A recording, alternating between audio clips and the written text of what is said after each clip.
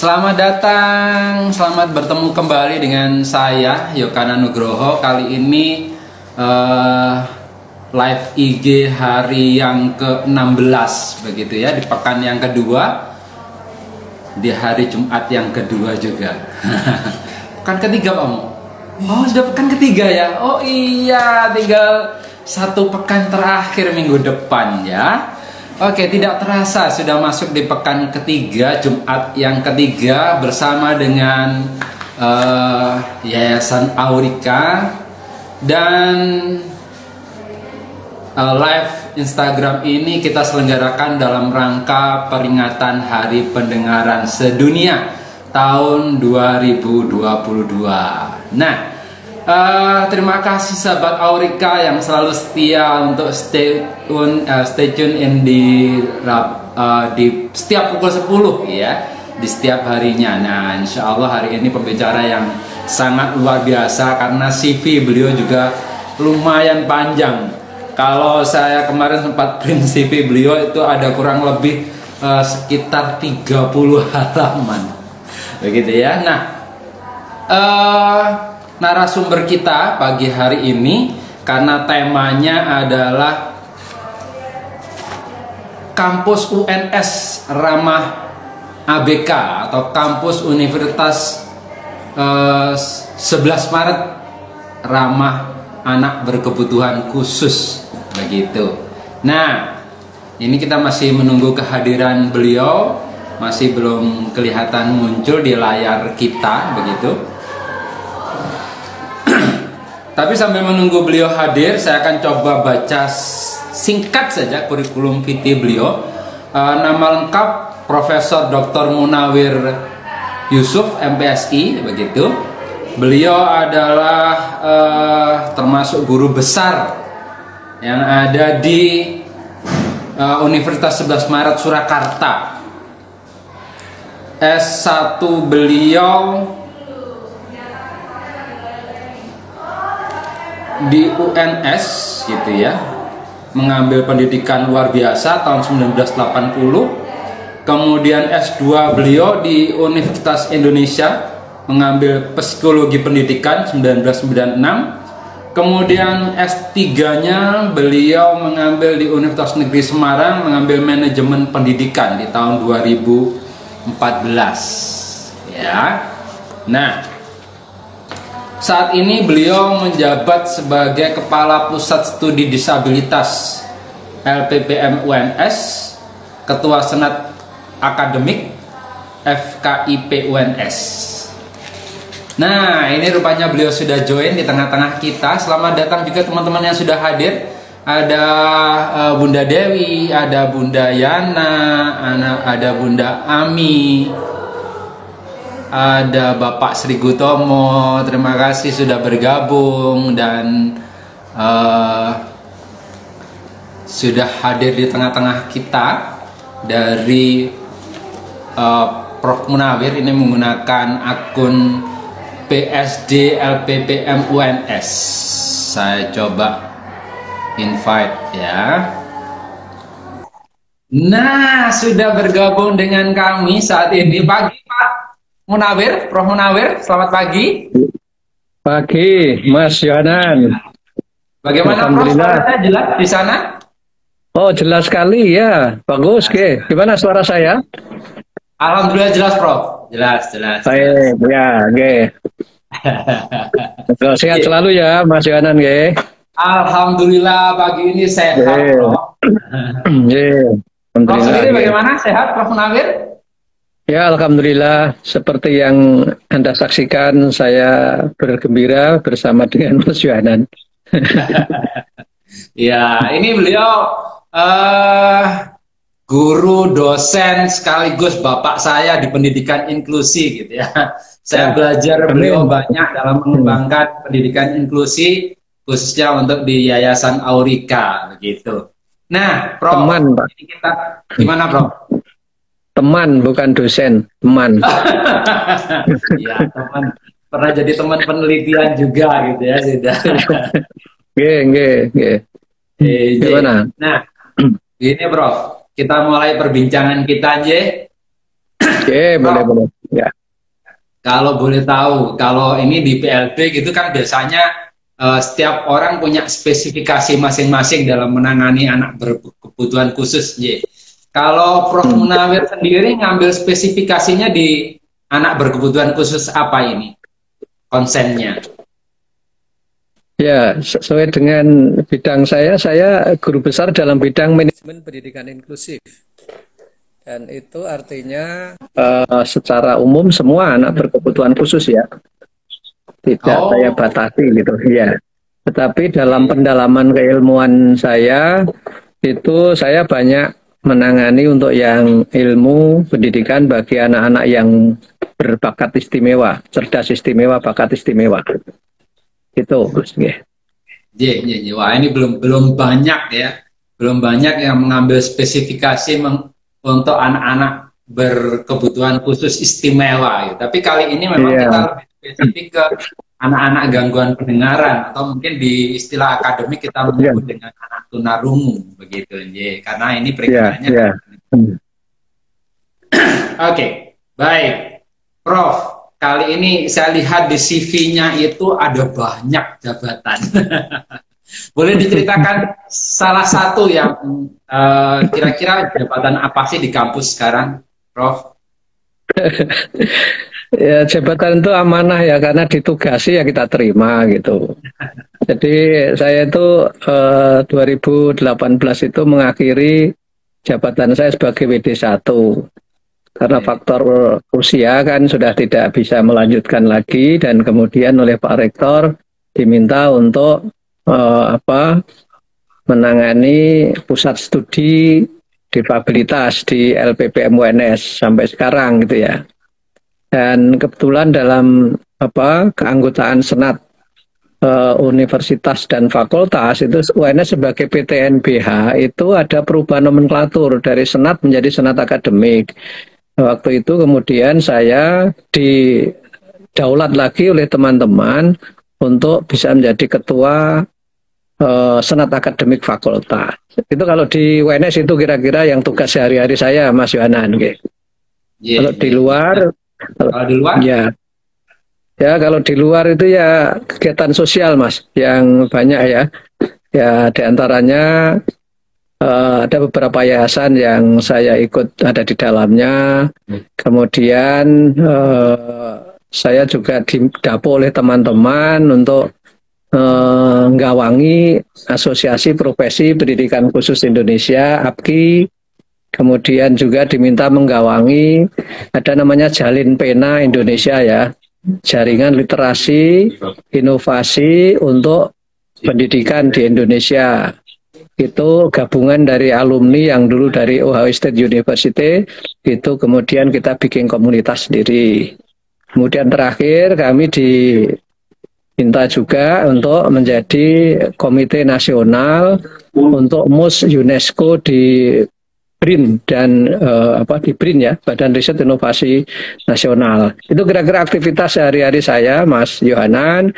Di samping tentu kita bersama teman-teman kan banyak membantu direktorat ya, Direktorat PMK, kemudian juga Direktorat Guru dan Tenaga Kependidikan, dan secara rutin kami diminta oleh Dikti untuk menggawangi pendidikan khusus yang dikembangkan oleh Dikti dengan beberapa teman perguruan tinggi yang lain. Itu kira-kira sehari-hari tugas saya, Mas Yohanan. Sampai benar-benar sibuk sekali, dan pastinya ini satu kebanggaan buat kami dari Yayasan Aurika, karena Prof. Munawir bersedia menyisihkan waktu 45 menit untuk bersama kami berbagi ilmu di pagi hari ini. Oke, Prof. Kita kembali ke tema gitu ya. Kalau temanya kita ambil adalah kampus UNS ramah anak berkebutuhan khusus. Nah, kalau boleh diceritakan, ini bagaimana sih ramahnya UNS terhadap ABK gitu? Ya, ini jadi yang pertama itu sebuah idealisme ya. Memang kita sudah sejak awal ya, sejak UNS berdiri bahkan gitu. UNS berdiri itu kan tahun 76. Saya sudah menjadi mahasiswa tahun kedua. Tahun pertama di IKIP ya. Angkatan saya itu sudah ada mahasiswa yang disabilitas. Jadi saat itu sudah satu kelas dengan saya itu sudah ada mahasiswa disabilitas. Tanpa ada undang-undang disabilitas ya. Tanpa ada peraturan yang memaksa untuk itu. Tapi di UNS memang sudah dilakukan dan terus mengalir hampir setiap tahun selalu ada mahasiswa dari teman-teman yang masuk dalam kategori penyandang disabilitas gitu. Tapi kemudian tentu ini tidak secara alamiah ya. Kemudian kami bersama dengan teman-teman berusaha untuk bagaimana sih memberikan satu warna tertentu agar UNS ini bisa menjadi kampus yang ramah disabilitas.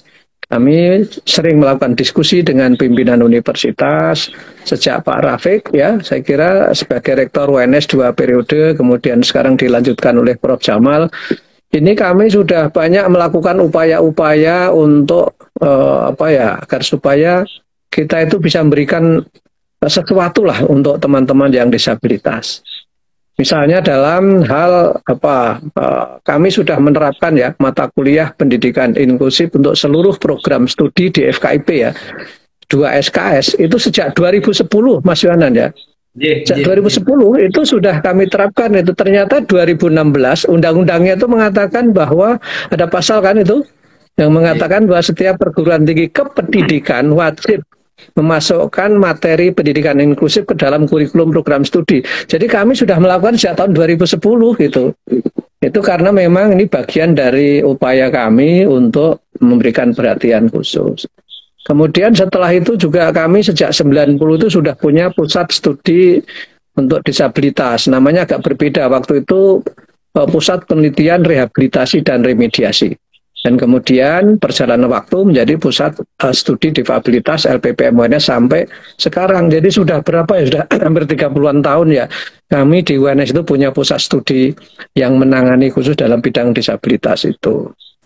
Nah, kemudian dari situlah bersama dengan Pak Rektor kami mencoba melakukan upaya-upaya yang sifatnya sustainable ya, supaya tidak hanya bersifat sporadis tetapi ini memiliki payung hukum kebijakan yang kuat gitu ya untuk bisa berlangsung.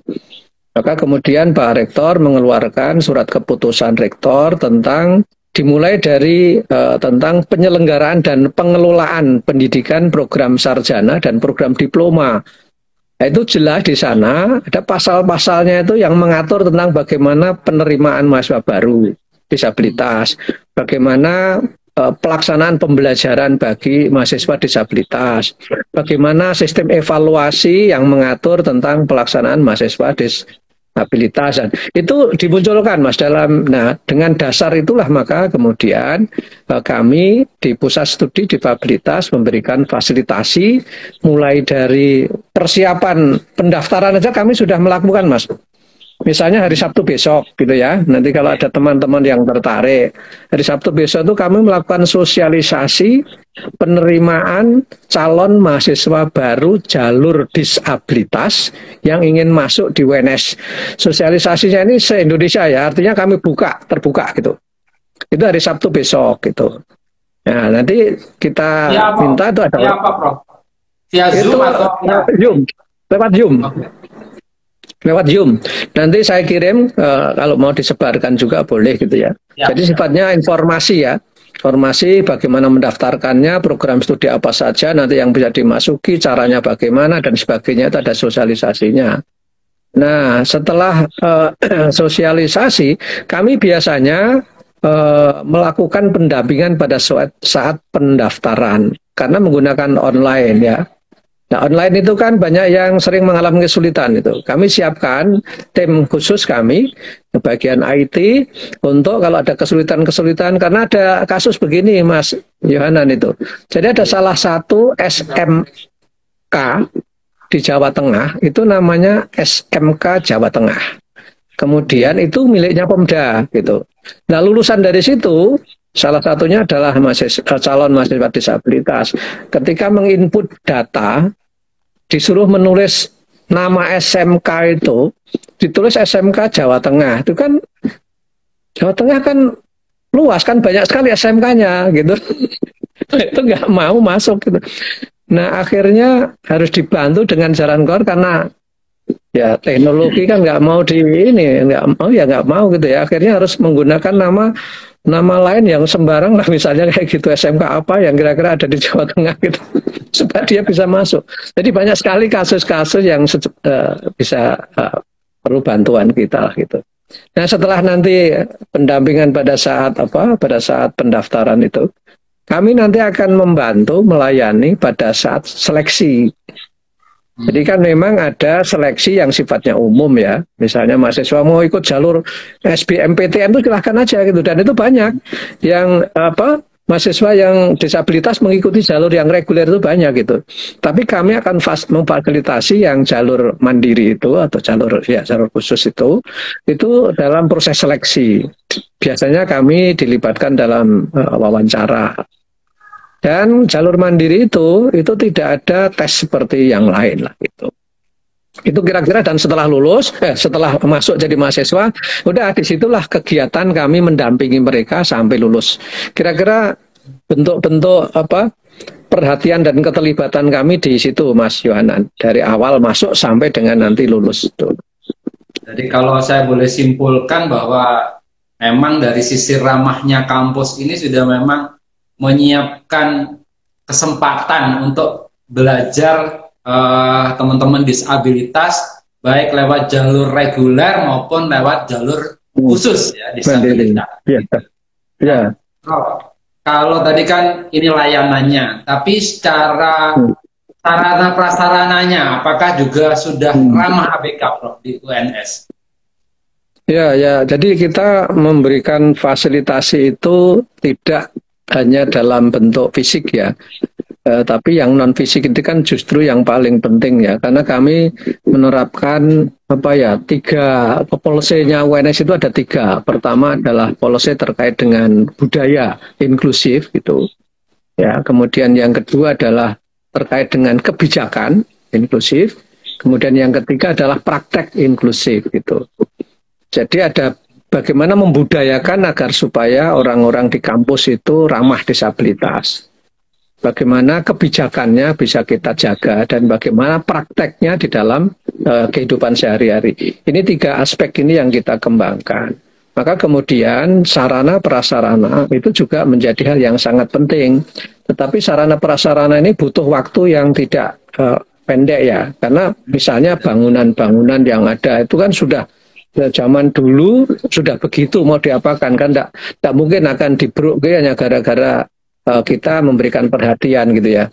Maka yang penting kebijakan dari universitas itu semua bangunan-bangunan baru yang dibuat oleh UNS itu sudah harus menggunakan prinsip aksesibilitas bagi orang tua dan anak-anak serta penyandang disabilitas. Jadi tidak hanya terfokus pada disabilitas ya gitu ya. Misalnya sudah dibangun namanya itu ada jalur pedestrian ya, itu keliling kampus dari gedung ke gedung gitu ya untuk pejalan kaki dan pemakai kursi roda. Karena semua jalan di kampus UNS itu pakai paving, Mas. Jadi paving itu kalau pakai kursi roda nanti terkait dengan banyak sepeda motor, banyak mobil lewat, banyak motor yang lain dan sebagainya kan akan terganggu. Maka dibuatkan jalur khusus gitu untuk kanan kiri bahkan gitu, kanan kiri jalan itu. Untuk pemakai kursi roda, untuk pemakai tunanetra, tongkat dan sebagainya, itu sudah dibuatkan jalur khusus. Nah, ini untuk memudahkan, meskipun itu saya masih memberikan satu masukan kepada universitas agar di jalur pedestrian itu semua penghalang harus dihindarkan ya. Misalnya masih ada pohon yang di tengah itu, atau daun-daun yang agak melambai ke bawah ya. Kalau orang jalan itu, kalau orang awas kan mungkin bisa ndungruk ya Mas, bahasanya ya. Ya, tapi kalau dia tunanetra kan ya kena itu cabang-cabang ranting dan itu kan harus dipangkas gitu ya.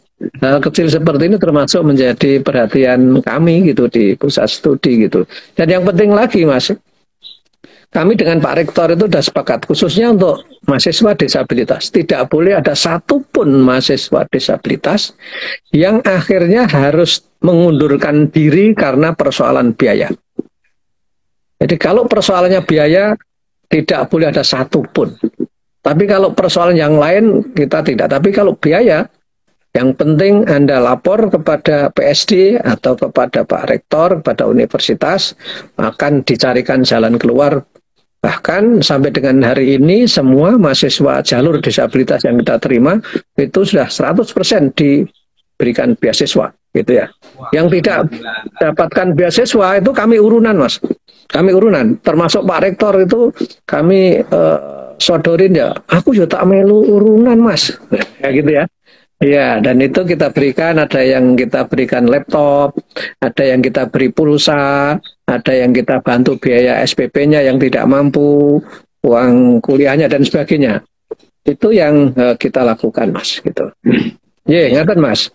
Wah, luar biasa ramah ya, sampai semua sudah benar-benar sudah berjiwa dan bermental inklusi, gitu ya. Artinya emang dengan sampai dan orang tua juga, Mas. Iya. Iya, ya. Dan orang tua dari mahasiswa disabilitas itu juga kita ajak sering bertemu gitu. Sering bertemu dengan kami gitu. Melalui Zoom, bahkan pernah juga secara khusus kita undang untuk silaturahim dengan Pak Rektor antara mahasiswa, kemudian kami dan orang tua mahasiswa itu dengan Pak Rektor gitu. Oke. Nah, Prof, terkait dengan jurusan atau prodi yang menerima mahasiswa disabilitas, apakah semua prodi membuka atau ada prodi atau jurusan tertentu saja yang memang bisa adik-adik disabilitas ini untuk masuk? Enggak, saya punya catatannya, Mas. Mungkin saya tengok dulu ya. Jadi saat ini tuh kami ada 49 mahasiswa disabilitas ya. Penyebarannya itu, Mas. Kami punya 13 fakultas, 11 fakultas dan 1 sekolah vokasi dan 1 sekolah pasca sarjana, sehingga menjadi 13 ya. Dari 13 fakultas atau sekolah itu semuanya ada mahasiswa disabilitas. Yang paling banyak memang di FKIP itu ada 18 ya. Kemudian yang FSRD itu seni rupa, itu luar biasa. Seni rupa itu banyak sekali, terutama yang teman-teman tunarungu milih di sana karena di sana ada desain ya. Ada desain seni rupa, kemudian desain interior, desain visual dan seterusnya. Itu mereka senang sekali di sana gitu. Kemudian FISIP juga ada 5, MIPA ada 3, Fakultas Hukum ada 3, Ekonomi dan Bisnis 1, kemudian ada olahraga, Fakultas Olahraga itu ada 3, lainnya rata-rata ada 2 dan 1. Pasca sarjana juga ada 2 gitu.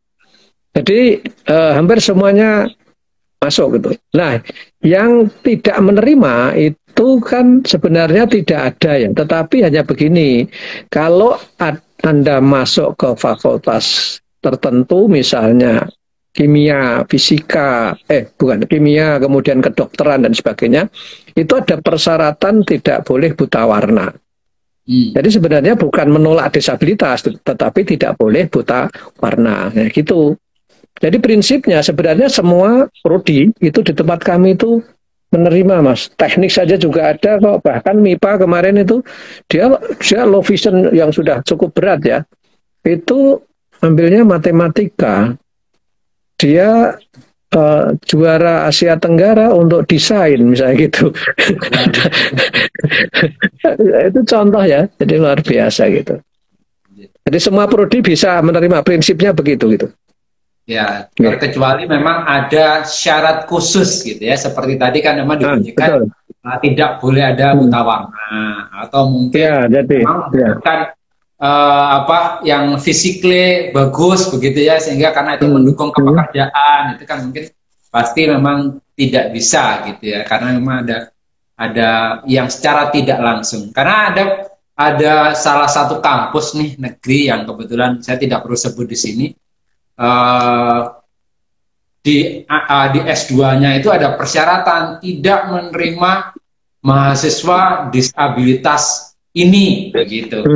Sampai mensyaratkan begitu, padahal kan mereka sudah menyatakan sebagai kampus yang ramah ABK, gitu, yang menerima ABK, gitu. Tapi sampai kemudian memunculkan spesifik begitu. Tapi di UNS tidak spesifik dimunculkan, tidak menerima seperti itu, tapi hanya persyaratannya saja yang harus ditimbang. Jadi kalau dalam pemahaman kami itu kalimat itu akan mendiskriminasi, maka kita menghindari. Jadi syaratnya itu hanya misalnya fakultas tertentu itu tidak bisa menerima mahasiswa yang buta warna, misalnya kayak begitu. Tapi kita tidak menyebut disabilitas, karena disabilitas itu sebenarnya bukan penghalang orang untuk kuliah gitu loh. Olahraga misalnya, pemakai kursi roda malah kita terima karena di sana itu nanti akan ada olahraga untuk penyandang disabilitas gitu. Ya nggak apa-apa gitu loh. Itu banyak itu yang ikut jadi tim olahraga disabilitas itu. Paralimpik itu kan memang dikhususkan begitu ya, Prof ya. Ya, mahasiswa kami itu ada yang 3 orang itu yang ikut di Paralimpik itu dan sempat dijuara mendapatkan emas dan perak kemarin itu. Ya. Jadi gitu Mas Yonan ya.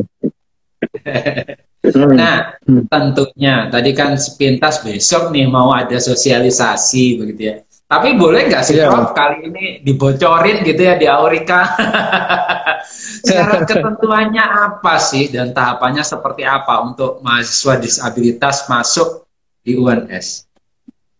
Sekilas saja Prof, kan karena besok ya resminya.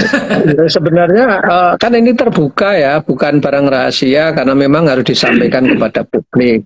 Intinya itu kan di UNS itu selain jalur reguler ada SNPTN, ada SBMPTN dan lain-lain itu ada namanya jalur mandiri. Nah, jalur mandiri itu bermacam-macam itu. Ada jalur mandiri prestasi, ada jalur mandiri kerjasama. Salah satunya ada jalur mandiri disabilitas, ya gitu. Nah, yang fokus kita itu adalah informasi mengenai jalur mandiri disabilitas. Nah, itu kemudian syaratnya apa ya? Syaratnya lulus SMA atau SMK gitu ya, baik itu dari SLB atau maupun dari sekolah inklusif gitu. Itu nanti kan sudah ada itu syarat-syarat umumnya. Prinsipnya kan dia punya rapot lah dan seterusnya itu saya kira syarat biasa lah gitu. Nah, memang kemudian yang kita harapkan adalah kalau Anda punya prestasi yang membanggakan, apakah di tingkat provinsi atau di tingkat nasional, silahkan dilampirkan karena itu nanti akan menjadi poin, kira-kira gitu. Kemudian yang kedua, kalau memang Anda mau masuk ke perguruan tinggi UNS, tolong dipikirkan betul kesesuaian antara minat Anda, kemudian potensi dan hambatan yang mungkin dimiliki, dengan program studi yang akan Anda pilih. Jadi kita mengarahkan itu aja Mas gitu. Mau program studi apa, ya mohon maaf ya misalnya saja ya tunanetra tapi pengen jadi dokter gitu ya. Ya meskipun itu mungkin tidak ada larangan secara tertulis gitu, ya harus tahulah gurunya harus mengarahkan, orang tuanya juga memberikan arahan, kemudian kita juga memberikan arahan. Akan banyak kompetensi yang akan sulit Anda capai karena pekerjaan medis itu menyangkut nyawa orang gitu. Jadi ini bukan persoalan, wah itu kan hak saya mau daftar kan kenapa? Nah, ya silahkan aja kalau memang tetap mendaftar di UNS terbuka aja gitu. Itu Mas. Nah, mungkin yang agak menguntungkan bagi teman-teman adalah di UNS ini tidak yang jalur mandiri disabilitas, tidak ada tes tertulis. Jadi hanya ada tes wawancara. Nah, jadi nanti persaingannya juga hanya persaingan dengan sesama calon mahasiswa disabilitas. Sebagai contoh Mas, tahun 2021 kemarin itu yang daftar 33, yang diterima 14 gitu ya. Itu persaingan sudah 50% kan gitu. Kemudian tahun 2022 yang mendaftar itu ada 41 ya, yang daftar jalur mandiri diterima itu 15 gitu. Ya, kira-kira gitu. Nah, mengapa tidak diterima semua Pak gitu? Ya kan kita ada keterbatasan tempat dan sebagainya gitu. Tentu lah, kemarin itu juga terjadi satu yang sebenarnya eman-eman gitu. Karena hampir semua yang jalur mandiri itu daftarnya di PLB gitu. Oh, yang daftar di PLB aja bisa mencapai hampir satu kelas sendiri semua berkebutuhan khusus gitu. Nah, PLB kan nggak mungkin menerima sebanyak itu, kan hanya paling satu prodi menerima 2 atau 3 dan sebagainya. Jadi kalau semuanya milih PLB justru mungkin bagus, tetapi akhirnya tidak bisa diterima gitu. Nah, kita memberikan saran kalau ya pilihan pertama dan pilihan kedua lah gitu, supaya nanti bisa diarahkan gitu. Jadi bocorannya kira-kira seperti itulah. Waktu pendaftarannya kapan, caranya bagaimana, nanti ada inilah. Intinya itu Mas Yohanan gitu. Oke. Berarti mungkin nanti dikirim ke saya, Prof. Nanti biar bisa saya share ulang di IG-nya Aurika gitu untuk acara besok. Oh boleh. Itu nanti sudah ada filenya, flyernya sudah ada. Nanti saya kirim. Silahkan di-share ke teman-teman kalau ada yang berminat gitu ya. Ya mungkin kalau ada yang berminat bisa daftar. Karena ada banyak juga sih sahabat-sahabat Aurika yang tinggal di sekitaran Jawa Tengah gitu kan, berarti bisa diarahkan ke UNS nanti. Iya, Prof. Ya, itu ada salah satu dari anggota peer group kami, dosen dari Fakultas Teknik itu menjadi peserta rutin kajiannya Aurika itu. Itu kemarin bilang sama saya, Pak Munawir, saya tiap hari ngikut itu kegiatan kita ini ya, setiap jam 10 katanya gitu. Ya gitu. Nah, termasuk sekarang mungkin juga ada di tengah-tengah kita beliau. Oke. Selamat itu untuk Yayasan Aurika, luar biasa, ini satu ide yang sangat kreatif untuk menyapa teman-teman kita secara langsung ya melalui IG ini, dan ini saya kira sangat dibutuhkan lah gitu. Insya Allah nanti kita akan kembangkan untuk program-program yang lain juga, Prof. Saya berharap nanti kalau suatu saat kita terkait ada materi yang kita membutuhkan Prof Munawir untuk bisa bekerja sama lagi begitu. Iya. Tak apa-apa Mas, kita siap saja kan. Ya. Okay. Nah, ini Prof, kalau untuk adik-adik, karena ini kan temanya gangguan pendengaran ya. Nah, kalau untuk anak-anak yang gangguan pendengaran atau anak tunarungu ini, kira-kira kalau ke UNS itu cocoknya masuk ke apa ya yang paling banyak sekarang nanti? Ya, sekarang yang di PLB juga ada berapa ya? Ada 4 kalau nggak salah ya, benar. Kemudian yang banyak itu yang ke FSRD, Seni Rupa dan Desain ya, Fakultas Seni Rupa dan Desain. Dan itu tokoh-tokoh bahasa isyarat di Jawa Tengah, Solo itu sebagian dari alumni FSRD itu. Bahkan yang koordinator untuk Bisindo ya, itu malah dari mahasiswa, bukan dari mahasiswa PLB itu, dari mahasiswa Seni Rupa dan Desain gitu. Sekarang di semester akhir sudah hampir lulus gitu. Jadi rupanya teman-teman itu mungkin saling bertukar informasi sebelum masuk kuliah ya. Mereka rupanya nyaman ketika mengambil bidang teknologi informasi, desain, seni rupa gitu. Mereka kelihatannya sangat nyaman di situ, Mas. Nah, memang ada yang kemarin itu masuk ke prodi bahasa Inggris ya. Nah, tunarungu masuk bahasa Inggris ini saya sudah bayangkan sejak awal ini pasti berat gitu. Dan akhirnya betul 1 tahun akhirnya harus konsultasi kepada kami dan kami sarankan untuk berpindah karena di UNS masih dibolehkan untuk berpindah prodi itu pada tahun kedua. Jadi dia harus menghabiskan 1 tahun dulu. Karena 1 tahun itu kan biasanya mata kuliahnya umum ya. Dan berlaku hampir sama untuk seluruh program studi, sehingga ketika berpindah prodi karena ketidakcocokan itu masih memungkinkan dan aturannya membolehkan seperti itu. Ya, sedemikian kalau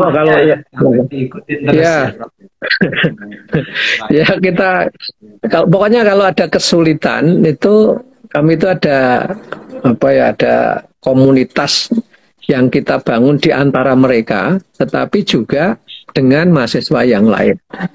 Itu namanya UDV. UNS difabel volunteer gitu. Jadi itu forum yang memang gabungan antara mahasiswa relawan dengan mahasiswa difabel gitu. Ada satu kesulitan satu mahasiswa saja, mulai dari kesulitan perkuliahan, kesulitan tempat kos, kesulitan transportasi, kesulitan biaya gitu. Itu mesti sampai pada kami. Dan kalau sudah sampai pada kami, itu pasti kita bicarakan gitu. Dan yang saya juga bangga dan senang itu kadang-kadang kalau kesulitan menyangkut beasiswa gitu ya, menyangkut biaya gitu. Itu dengan mudah kami cuma jawil beberapa orang itu sudah menggulir gitu, silahkan diisi ini infak kira-kira gitu ya. Itu dalam waktu dekat, dalam waktu singkat bisa 2 hari, 3 hari, maksimal 1 minggu itu kalau cuma mencari dana sekitar 20-30 juta itu ya nggak sulit ya.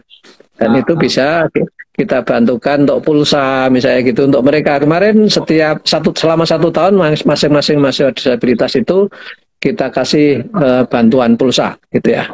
Semua mahasiswa disabilitas. Terus ada tahun 2021 itu kalau tidak salah kita membantu ada sekitar 5 atau 6 mahasiswa bantuan laptop. Kemudian yang tahun ini kita bantu ada 1 laptop. Karena yang mengajukan cuma 1 orang. Jadi hampir yang mengajukan itu setelah kita verifikasi, oh ya ini pantas kita bantu. Insya Allah kita bantu. Gitu. Sampai gitu Pak. Dan orang tuanya datang ke sini gitu. Kemudian kita serahkan pada mereka gitu. Ya kami berusaha untuk merangkul mereka, membantu kalau ada kesulitan. Sepanjang yang kami mampu, kalau kami tidak mampu ya paling kita rujuk ya. Menyangkut masalah kesehatan dan sebagainya gitu. Itu Mas. Nah, begini Bro. Tentu ada sebuah pertanyaan nih. Kalau tadi kan persyaratan secara fisik tidak ada. Persyaratan secara disabilitas tidak ada. Bisa semua disabilitas masuk. Tapi apakah ada tanda kutip semacam kemampuan intelektual juga menjadi perhitungan masuk atau tidak, Prof? Karena kan kalau kita melihat disabilitas ada anak-anak disabilitas tunagrahita ya. Apakah bagaimana dengan kesempatan buat mereka? Ya, jadi ini pertanyaan yang jawabannya agak rahasia tetapi ya. kalau dirahasiakan enggak apa-apa Prof, ditutup dulu Prof. Enggak.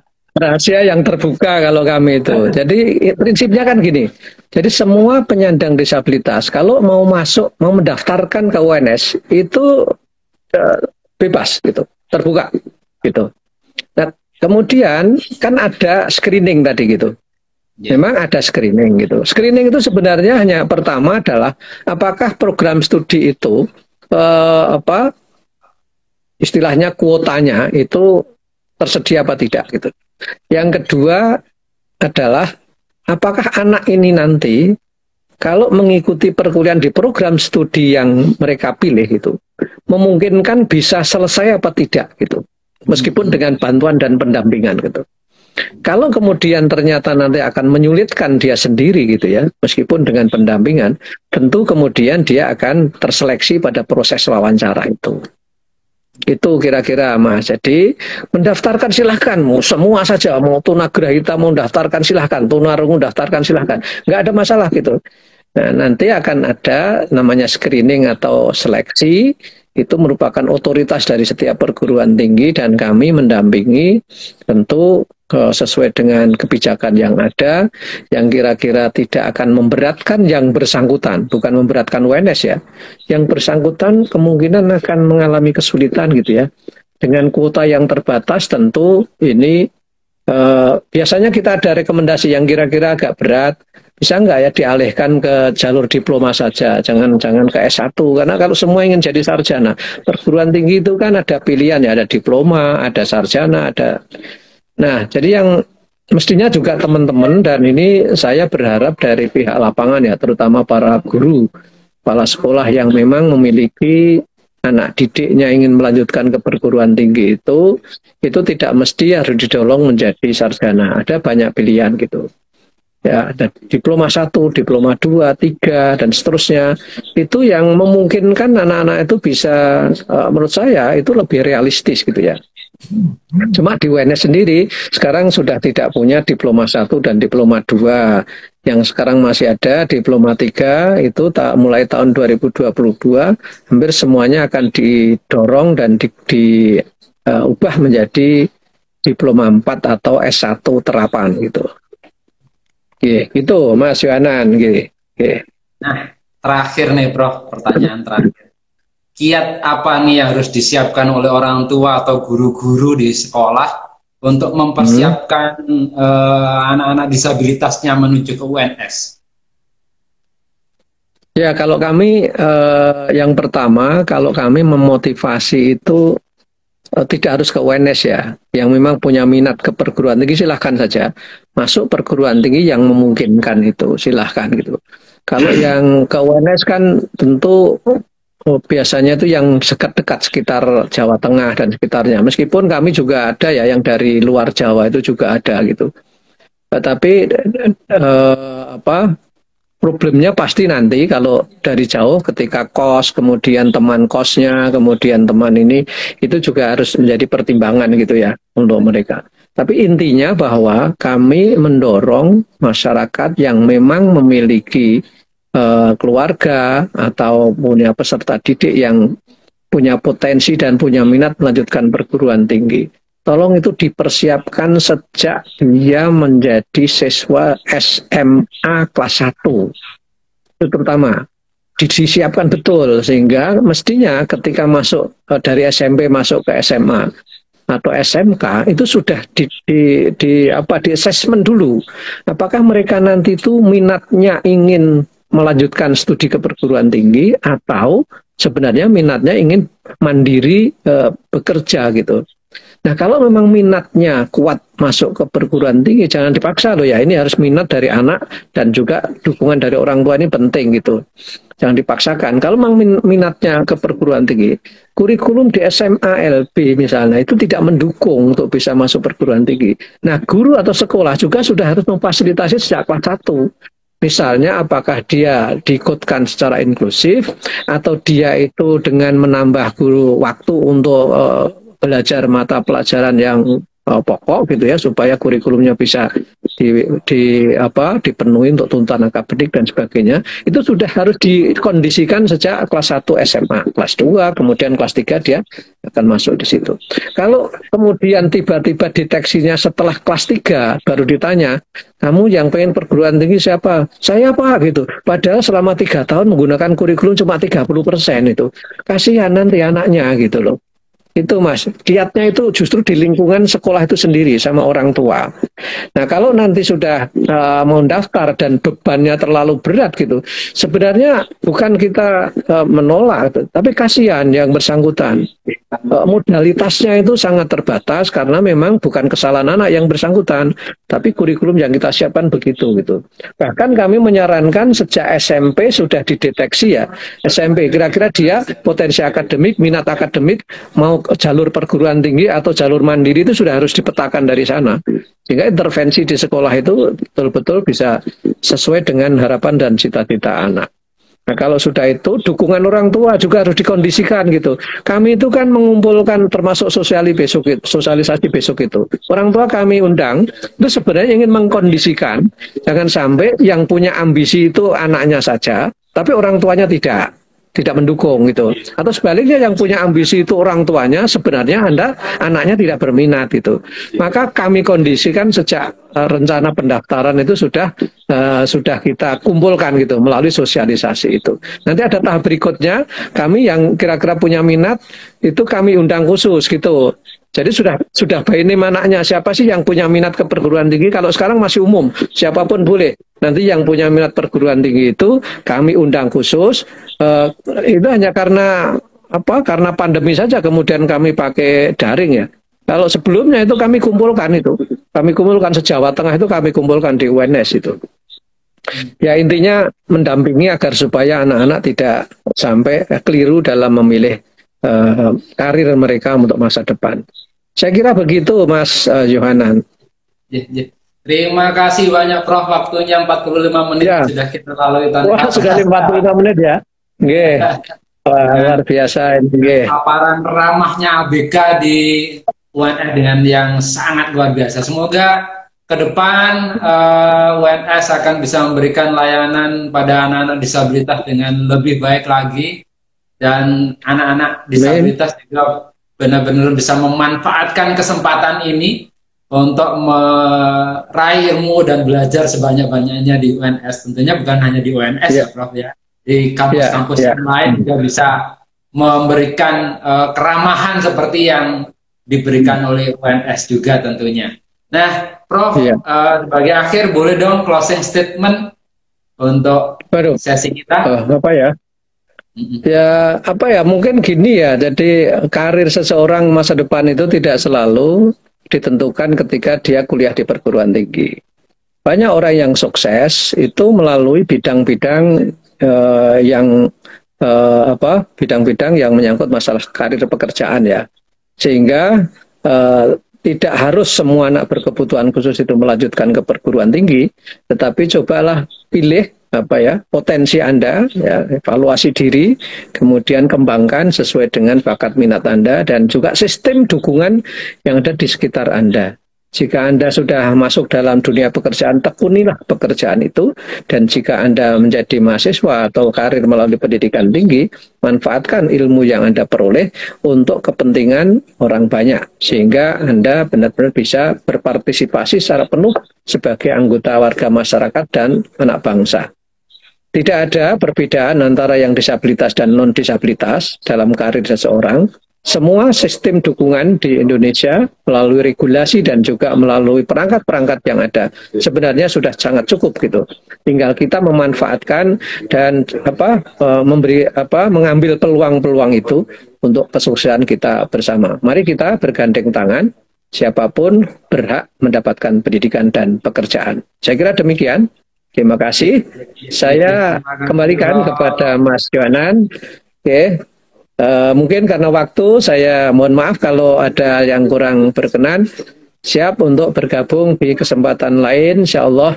Mudah-mudahan kita selalu diberikan kesehatan. Assalamualaikum warahmatullahi wabarakatuh.